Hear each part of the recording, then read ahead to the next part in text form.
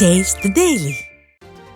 காவல்துறை விசாரணையில் உயிரிழந்த நபரின் மரணத்திற்கு நீதி கேட்டு மேட்டூரில் அதிமுக மாநிலங்களவை உறுப்பினர் என் சந்திரசேகரன் தலைமையில் ஆர்ப்பாட்டம் நடைபெற்றது.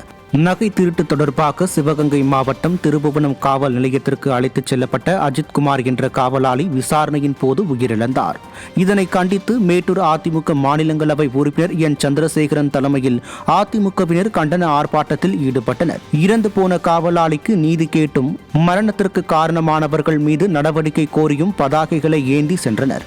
காவல்துறையினர் மீது விடிய அரசின் பொம்மை முதல்வர் நடவடிக்கை எடுக்க வலியுறுத்தி ஏராளமான அதிமுகவினர் கண்டன கோஷம் எழுப்பினர். தஞ்சாவூரில் ஆசிரியர் திட்டியதால் மனமுடைந்த தனியார் பள்ளி மாணவர் தூக்கிட்டு தற்கொலை செய்து கொண்டது பரபரப்பை ஏற்படுத்தியது.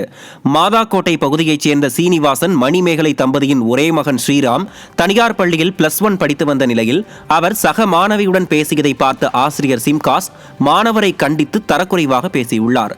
இதனால் மனமுடைந்த மாணவர் தனது வீட்டில் கடிதம் எழுதி வைத்துவிட்டு தூக்கிட்டு தற்கொலை செய்து கொண்டார். இதனால் ஆத்திரமடைந்த மாணவனின் உறவினர்கள் பள்ளியை முற்றுகையிட்டு போராட்டம் நடத்தினர்.